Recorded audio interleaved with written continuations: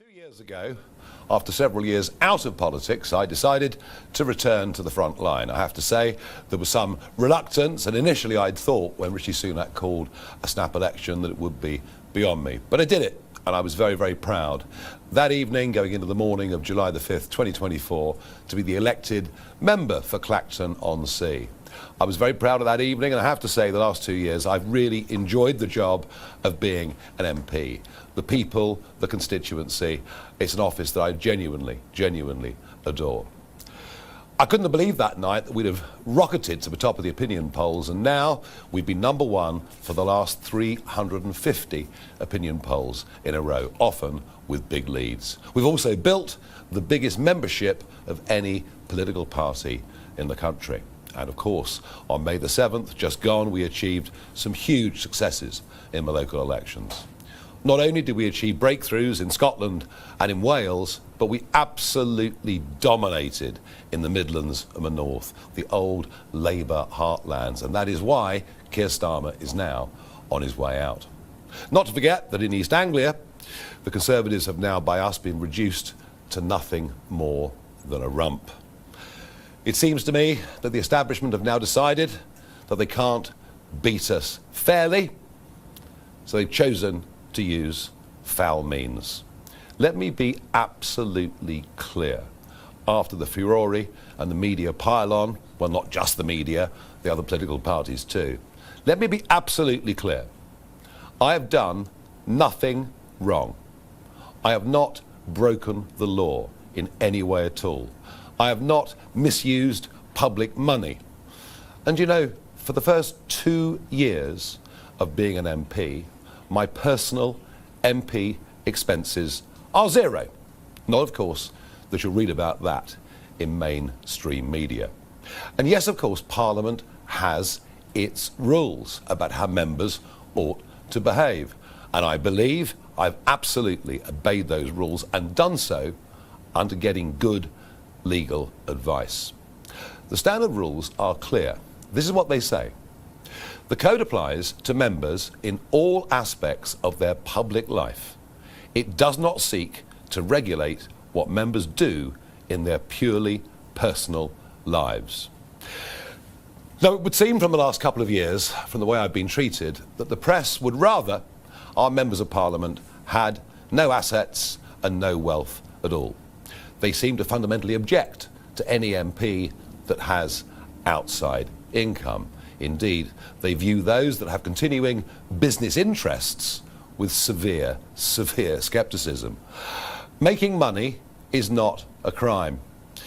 Now, going back to the 90s, I was in the commodity markets. I had a very, very good, high-earning career. I gave that up at a huge cost. Being a member of the European Parliament for 20 years cost me a huge amount of money. But I did it because I had a goal. I had a goal and a belief that we should leave the European Union, get back to being a self-regulating nation that makes its own laws, charts its own destiny, and among other things, of course, controls its own borders. We might not yet, 10 years on, have reaped as many of the benefits as we ought, but one day I believe we will. And let's be frank. If I hadn't done what I'd done, there would have been no referendum, there would have been no Brexit. I came out at the end of that with very little money indeed. But over the last 10 years, I've been writing, I've been lecturing, I've been broadcasting, I've been investing. I promoted 1 or 2 financial products, and for those that followed me into them, they've more than doubled their money, which I'm pleased about. I also worked extensively in those years of 2021 to 2024 as an influencer with over 7 million followers on social media. So yes, over the last 10 years, I have financially done well, but that of itself should not be looked upon as a crime. And yes, I had the equivalent of a lottery win, a large personal gift, and I'll come to that and the details of that in just a second. The really big question that I want to pose is, do we want leaders that know how to make money? Do we want leaders that have run businesses, employed people, and understand how the world works? Well, I'm going to argue today we absolutely need successful people from all walks of life, but particularly from business and industry. We need them not just in Parliament, we need them in government if we're even going to have half a chance of turning around the dire economic state this country now finds itself in. Contrast that with a cabinet, 24 men and women, not one of whom has any serious experience of private business, who frankly haven't got a clue. So don't be surprised that in economic terms we are going down the drain.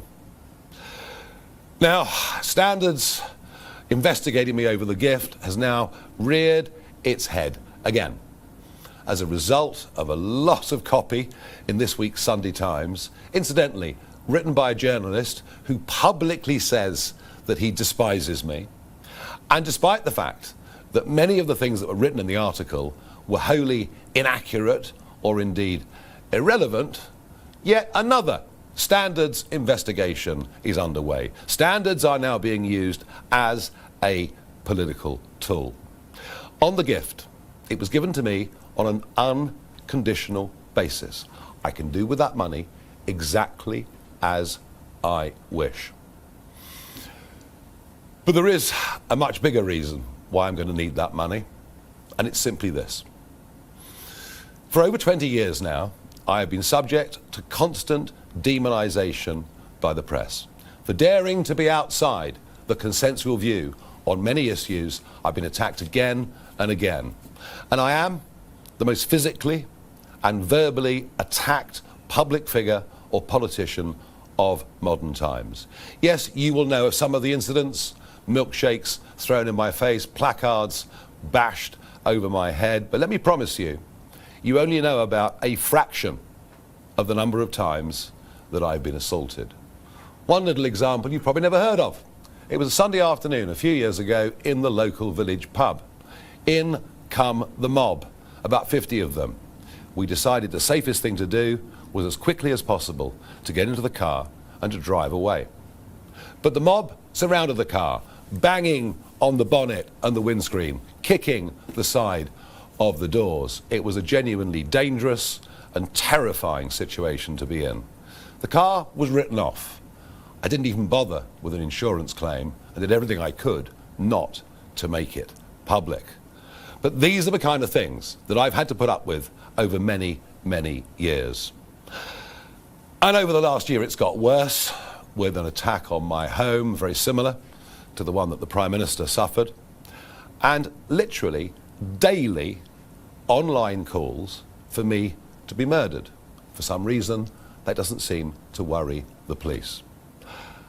Repeatedly over the years, I asked the Home Secretary for help.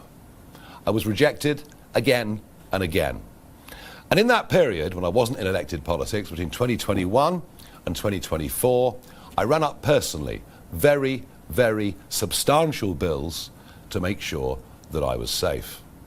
When I became an MP, Parliament said, yes, we will help you with security. But almost unbelievably, just a couple of days after the murder of Charlie Kirk, 70% of that security funding was withdrawn.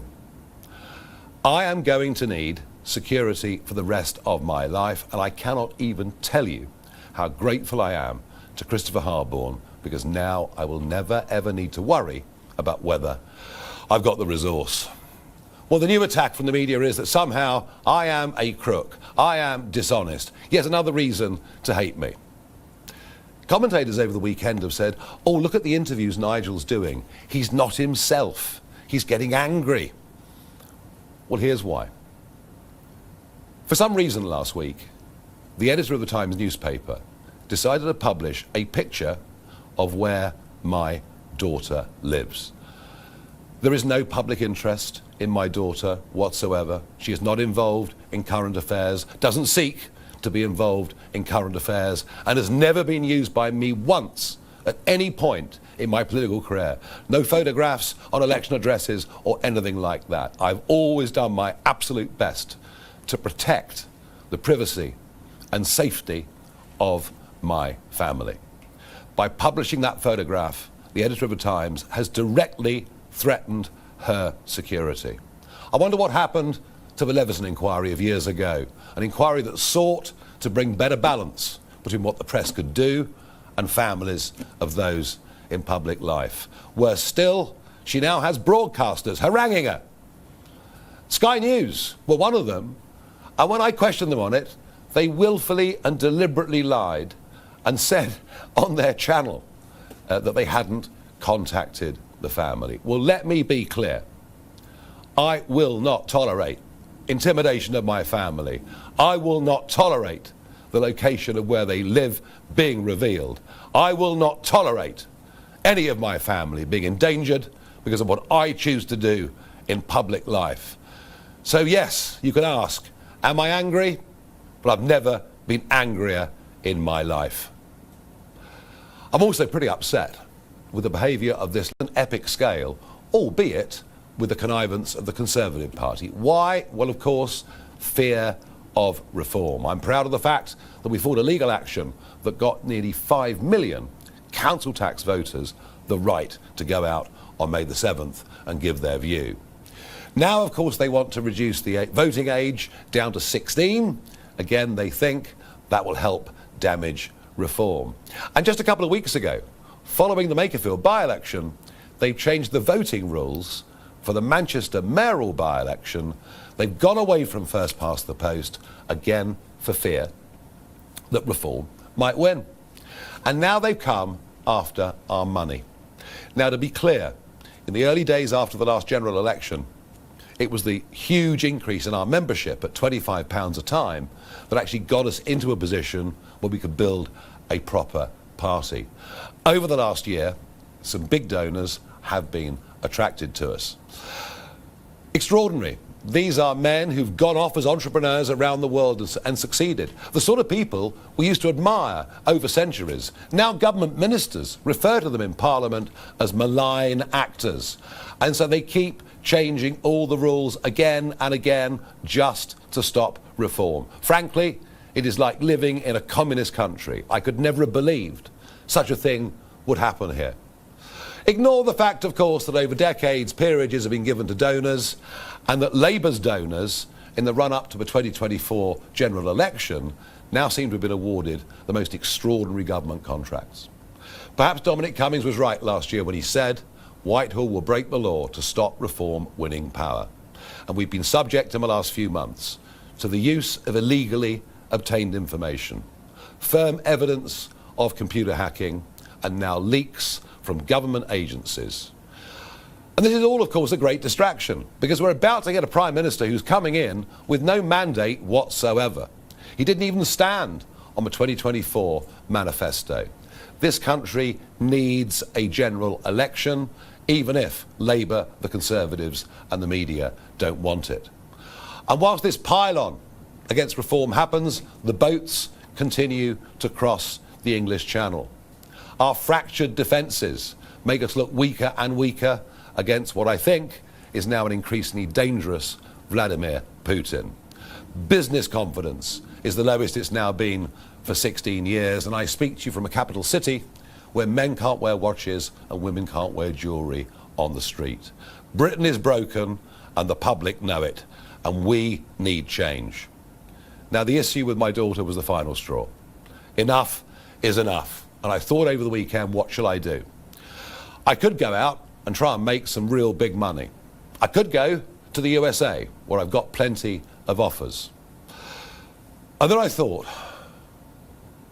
why should I be judged, today or in history in the future, by Sky News and their ilk?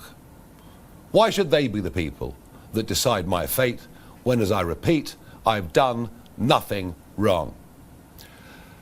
I've thought about it hard, and I've decided today I will resign as a Member of Parliament for Clacton-on-Sea, thereby forcing a by-election, which should happen, I hope, in short order.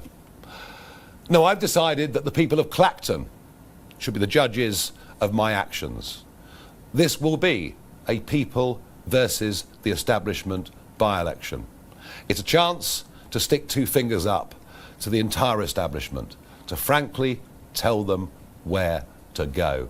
And that is why I will be putting my name forward to stand in this by-election. I will fight to win. I will fight to continue the political revolution that reform has started. And I would say this to you, the voters of Clacton: if I win, you win.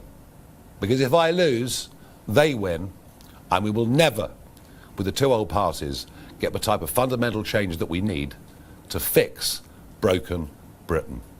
Thank you.